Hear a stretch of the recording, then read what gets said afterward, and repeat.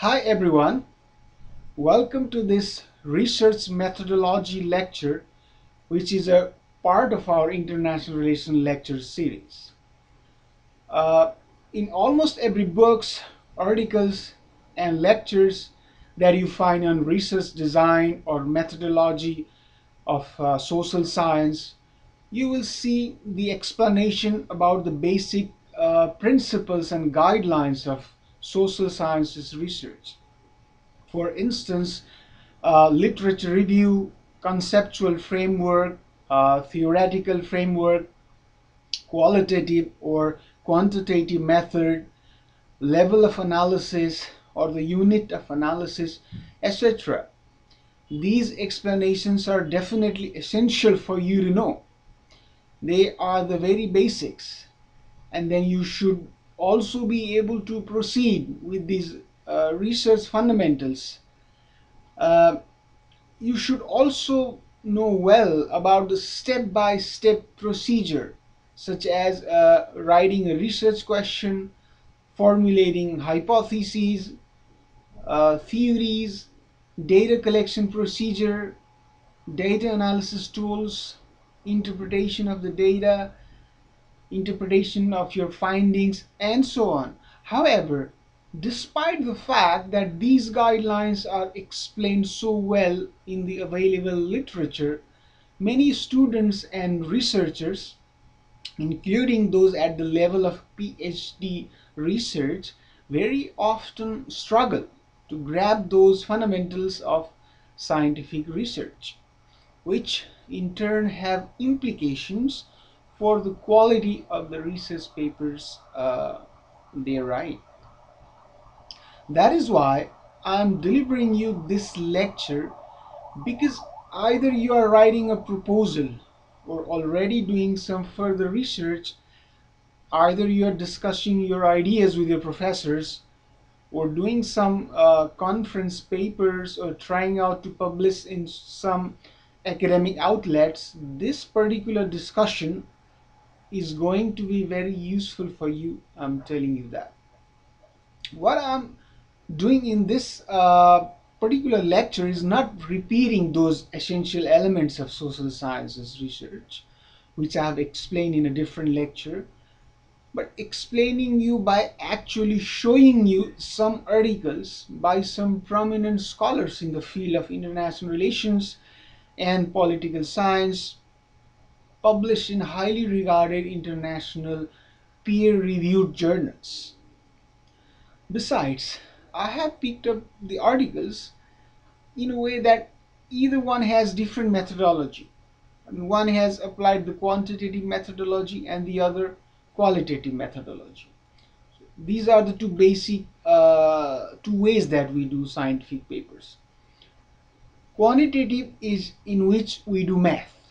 We work with numerical data, statistical analyses, and interpretation of the numerical relationship using words. Here we are writing words to communicate. On the other hand, qualitative is in which you use words and follow some theoretical or philosophical arguments as we usually write on daily basis. Here the data we have is of words, such as the text of interviews, historical documents, etc. Here we describe, analyze, explain by using words. But keep that in mind also, that from qualitative data you could do quantitative interpretation and vice versa. There are techniques for that also. For example, content analysis, we can change qualitative information into quantitative data. You read an article in a newspaper and then count how many times a certain word or concept is repeated and record that accordingly.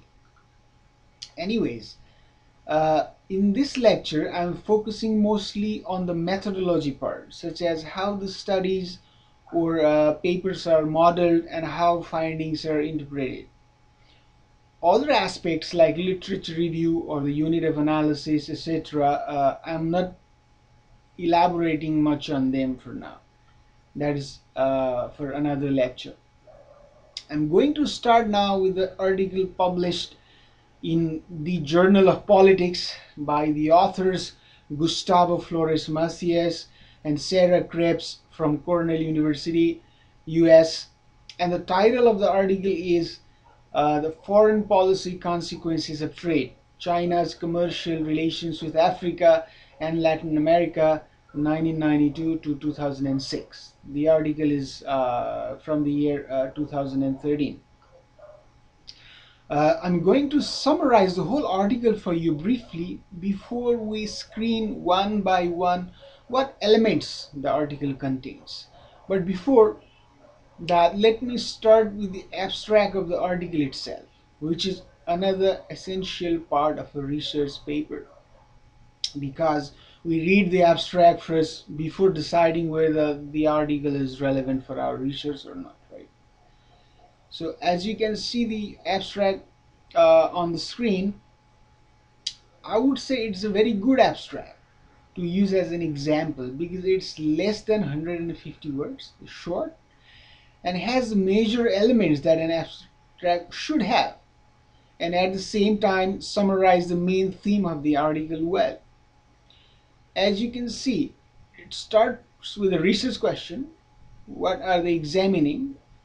And then they talk about the methodology, that is how they are going to evaluate their research question. Then they tell us what data and what analytical tool they are using and are justifying it why it is so. Then they give us their findings and the implications of those findings, right? Now the summary. This study examines whether states, countries which are increasingly doing businesses and trades with China are also aligning with China on matters of foreign policy. Especially after the 2008 financial crisis, this debate became relevant once again. Since Chinese economy has been growing so quickly and the US economy has got into a huge economic slowdown, will the US continue to enjoy the foreign policy influence? That is the question. Past studies do tell us to a large extent whether trade matters or not on foreign policy convergence. But there seems to be a debate that given other related factors, such as what kind of a historical relationship countries have before aligning to a certain foreign policy issue, or what kind of national interest they have. Do they matter or not? Now, in terms of method, as in most other quantitative studies, this study also applies one of the usual statistical techniques, all right, or mathematical function used in economics or econometrics. It is the OLS, the ordinary least square estimation, and the two-stage least square estimation methods. Now, you do not have to know everything about these estimation techniques right now, by the way. Just understand that these mathematical tools are used to find out whether there's any relationship between variables or relevant factors, and then to find out whether logical predictions can be made out of the given data. Here they frame their study in such a way that it describes that the increasing trade relations of other countries with China is affecting the foreign policy convergence. In other words, other countries are also supporting China on foreign policy matters. The authors also take into account several other variables or factors such as the types of regimes, their national production capacities, their position on human rights issues, etc. They try to find out whether these variables also significantly influence their model. Now the model is that the increasing trade relations result into foreign policy convergence. They also account for other factors such as how about if foreign policy is affecting trade relations, which is opposite to what is modeled by the authors, right? So they also consider time period factors such as after the 2003 Iraq problem, whether other countries align more with China because in that period the US popularity decline in the world. So they have used the voting in the United Nations General Assembly on a country-specific human rights issue to find out whether countries that are increasingly doing business with China are also aligning with China on foreign policy matters. So the findings, they find that the increasing trade relations with China is really affecting foreign policy convergence. Those other factors considered also have some influence. And in terms of the US influence in the world, they find that its influence is diminishing because others are aligning with China. In some issues such as terrorism, proliferation, arms proliferation or nuclear proliferation, or the Middle East conflict, countries might still align with the US. However, the analysis suggests that not only specific issues, but in broader issues, China is affecting that global alignment. They also, the authors also rerun the analysis with the United Nations General Assembly overall votings instead of just one country specific voting. But again, the findings are similar. So they, in conclusion, they repeat their arguments about China's rapid economic growth, but the fact that there's little systematic studies of its effect on foreign policy. Uh, Note this word systematic. You should be needing this, all right, because the scientific studies should be systematic. And the authors claim that their findings have important implications for both theory and policy. This study helps mediate between conflict theories of past studies. For instance, early research took cases where, due to dominant economic power was hegemonic and military power, it was hard to find independent effects of trade. Currently, there's talk about the effect of China's economic power, but in terms of foreign policy, it's not very clear. So the authors found that although China claim that they do not mix business with politics, in fact they are inextricably linked. Now we screen the main body of the article, right? We will see what elements are there in what sections of the paper, especially the analysis part. I'll be elaborating more. I'll give you a thorough explanation of the methods they have applied and how they are interpreting the analysis and the findings. So you see the introduction part. More often than not, in journal papers, you don't see precisely the title introduction, but it is basically an introduction. Here the authors are making their ground. They are giving us the context, the background, okay, the raison d'etre, why in the first place we need this research article. And they also give a brief introduction about how the article is structured, to tell the readers how you read through the article. All right. So, and the second part you see is the literature review, and in many cases scholars combine this with introduction itself, and some scholars do under a different section, but these structures do not necessarily have to be the same, right? So the literature review, it's about the academic discourse. So they give us here some discussion about previous studies, what those studies explain and what they did not, on what they are silent, and they talk about the criticism of those studies and the methodology and theories applied.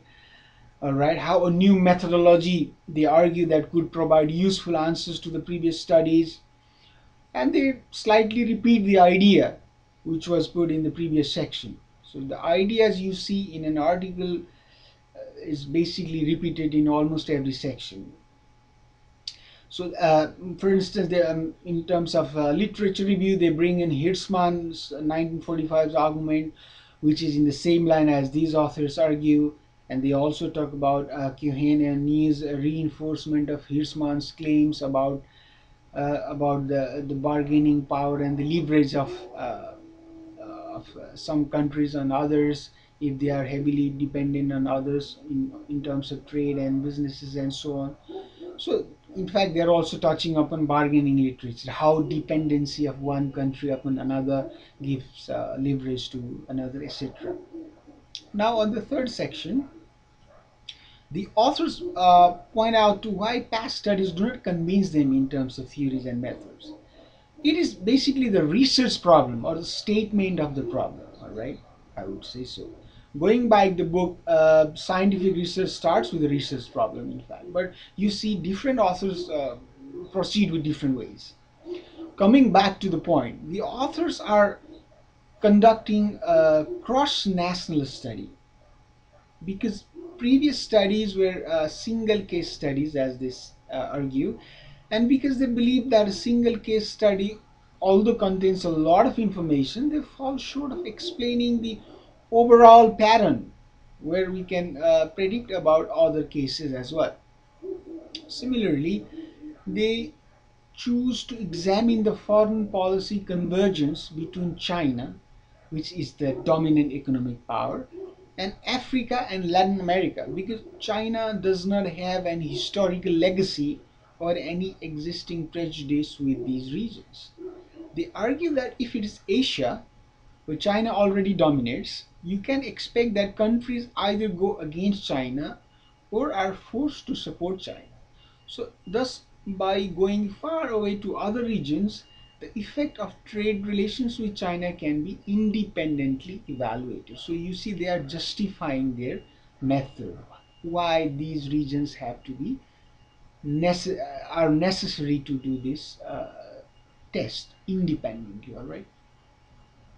So, in terms of methodology, they examine the United Nations General Assembly's voting. As mentioned earlier, I mean, they do so in a slightly different way. Early studies have used the overall voting of the United Nations General Assembly. Here they have disaggregated the voting into issue areas and evaluated only the country specific human rights voting. They chose country specific human rights voting because in that particular agenda they have found out that China has been quite consistent. And by doing so, you can see without problem the change in the voting behavior of other countries vis-a-vis China. So in this way, they are also avoiding directionality issue in their causal model. In other words, how would you know whether other countries are aligning with China or is China getting closer to others? Remember the causal model of this paper? Increasing trade relation is causing countries to come closer to China on foreign policy matters. So the cause is the increasing trade relations and the effect is the foreign policy convergence. Therefore, the authors are making sure that the supposed effect may not be the cause itself, right? So it's reverse causality as they put it. Now, on the methodology part, I would like to briefly explain you first about the mathematical statistical techniques applied. So because that then would be easier for you to understand what's going on in this area. When you observe something in the society or in the world, such as China became economic power, the employment rate in the US went down, then you think, is there any relationship between China's economic growth and the US's decrease in job market? Then you gathered some data and you saw that, oh yes, while China grew, the US job market went down. But is there any relationship? Cannot it be a random chance that it just happened so? So applying statistics, you make sure if there is any relationship, all right? So another example, if you notice that immigrants from other countries to the US with high economic standards in their countries go to the universities in the US, while those immigrants with lower economic standards, they come to the US but then they don't go to the universities, they go for work. So then you gather some sample data but you can't get the whole population. There are many of them, and apply the techniques to find out. So this, all right, so this is what you do in statistics. And this kind of research tradition, quantitative tradition, is dominant in the US compared to Europe. In Europe, still scholars, I mean, they believe in and conduct qualitative research mostly. Those of you who are already familiar with the statistics, I recommend you to refresh your knowledge and then come back and read quantitative research papers to clearly understand. Those who do not have any prior knowledge of it, you will not understand such techniques, to be frank. Either you take a course on statistics or find some other methods for you that you can master, such as different ways of qualitative methods, how to do case study or ethnographic methods, etc. But do not worry. Here I will explain you about these statistical tests so that even if you do not understand everything or will not be able to apply it for yourself, you will at least be able to understand this article and read the results and conclusions, because that will be relevant for your own research even if you are applying qualitative method. When you do the literature review in your own paper, in terms of knowledge and discourse, you can definitely pick up the arguments from quantitative and qualitative methods. Okay, it would be good that you clearly specify when you build upon some arguments that what were the methods of those studies. And now in terms of the analytical tool they are using here, as I said, they are applying this ordinary least squares estimation, OLS, and the two-stage least square estimation techniques, which is basically the correlation regression analysis in statistics. Okay, it's used also usually in the economics, the econometrics. So it all depends on what kind of data you have, what kind of analysis you want to do in order to determine which technique you have to apply. It can be other statistical techniques such as chi-square test, ANOVA test, logit test, the probit test, or the binary logistic regression. Okay, so these tests come much easier these days because of some particular computer software such as maybe you heard of definitely, I mean, SPSS, Strata, SAS, even Microsoft Excel can be useful in doing several statistical tests. And there are of course some other tools to do such analysis. And going again in more detail about the research design of the article, uh, the authors define their variables. Okay, so dependent variable is the foreign policy convergence, and independent variables are the trade, like trade volumes and trade salience. So here the dependent variable is what you are going to explain. You are looking at the foreign policy convergence. Okay, and the independent variables are trades. You mean trades are affecting foreign policy. So the trade is being taken independently, and foreign policy is supposed to be dependent on the foreign policy. So that's why there's independent variable and dependent variable. Similarly, since there are other factors that could be influencing this foreign policy convergence, the author also take into account other variables such as regime type, the United States aid, or the human rights issues, or the national capability issues. Okay, so these factors are called control variables. Control variables are those factors which most probably have influence on the causal relationship, the causal model. Okay, the model that the trade is causing changes in the foreign policy convergence. So therefore, by bringing in each of these factors into the analyses, you can see the different outputs or the effect on the causal model. And similarly, they take the anti-American sentiment as a dummy variable. Therefore, they also test whether the post-2003 gives a different result. Dummy is a qualitative variable you bring to reduce errors in your analysis, and it also gives you the possibility to see the results, right, accounting for its influence. You make some changes in your formulas, in your mathematical functions, or in your softwares to see the effect of the dummy variable. And the authors are also accounting for endogeneity problem. These endogenous variables also mean that they are dependent on some other variables, like the foreign policy convergence might be causing trade relations increase. Basically, these steps are standard procedures of OLS estimation technique, so that's why they're following all these procedures. However, it's important for you to know about the endogeneity issues, all right? Endogenous variables, exogenous variables, basically the ideas are derived from economics. And as I've said earlier, endogeneity problem is when you say in your model that, all right, this variable depends on the other one, but is there any possibility that this dependent variable in fact is causing the other one, all right, and some other related endogenous issues. So uh, the researchers have to make sure that your model is explaining the phenomenon with less errors possible, all right. So that's the idea about bringing the endogeneity issues and the control variables and dummy variables, all right.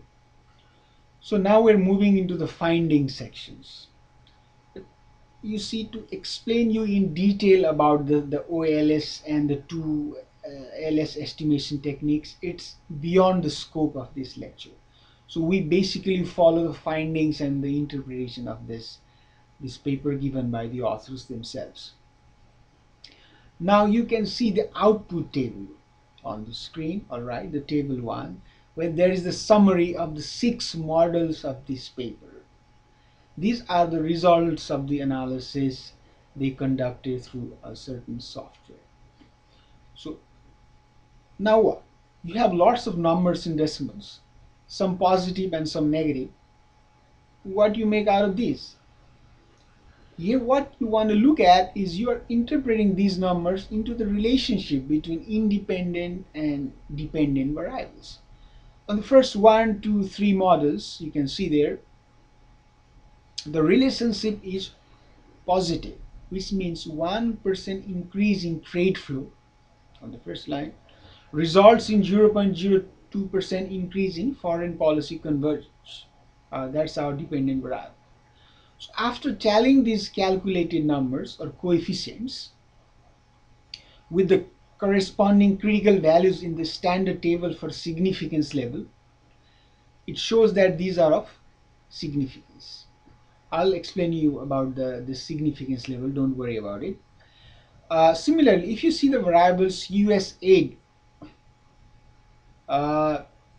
GDP in the table, it's negative, which means 1 unit increase will result in 0.005 decrease. So in terms of significance level, the authors find it significant. So in statistical analysis, you have certain tables already given, okay? So in which you check the significance level of your calculated value here. Depending on which test you are doing, you will use the corresponding tables. So you need to know what significance level to look at, what degree of freedom, either one tail test or two tail test, okay? Significance level of 5 means the chance that you are wrong is 5 or less percent. If it's 1%, then the chance that you are wrong is 1 or less percent. 1 or 2 tail means if your hypothesis goes to 2 directions, you're hypothesizing that the effect can be going up or going down, that will be 2 tail.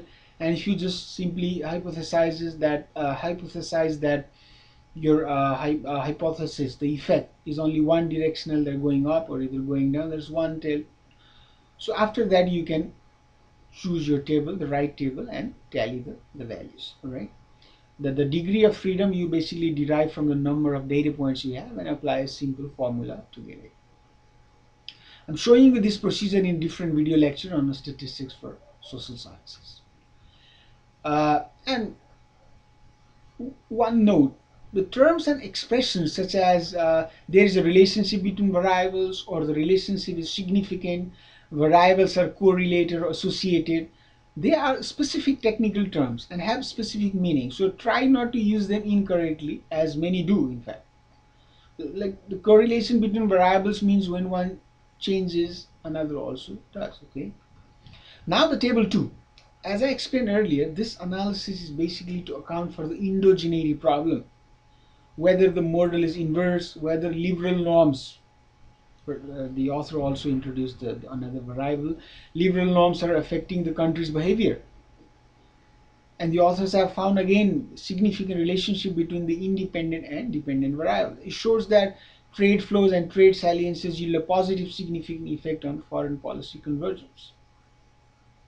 Again, regarding the control variables, the table 2 also shows that the coefficients of the variable national capability is positive across models, meaning if their national capability is bigger, countries are more likely to support China on human rights issues. The regime type is also positive, meaning if countries are non-liberal or non-democracies, in the endogeneity problem, they align with China. However, the significance level in the test is not adequate, as they say. So, according to which means it should be taken with caution. In terms of the dummy variable, the coefficient is negative, as you see, meaning even after post 2003, the Iraq invasion, countries were less likely to side with China. This result, according to the authors, contradicted the Eric Burton's 2004 article expectation, but in fact it reinforced that not only US, even China's image was not good during that period. So the findings here are consistent with Hirschman's arguments that the bigger the trade, bigger the foreign policy convergence. And now the rest is the conclusion, which is given in accessible way, which I have already explained you in the beginning as well. I want you to keep in mind that the conclusions have to be related to your body of paper. Do not bring new matters and discuss here in this section. What you can do is recommend the way forward, but do not conclude or claim anything beyond the scope of the analysis of your paper. Stay within it. Now in the next continuing lecture, I'll be talking about a qualitative paper. A paper by Jeffrey Chickel, an article published on the European Journal of International Relations. All right, the title of the article is International Norms and Domestic Politics, Bridging Rationalist and Constructivist Divide, which was published in 1997. So see you again in the next lecture. Thank you very much for listening.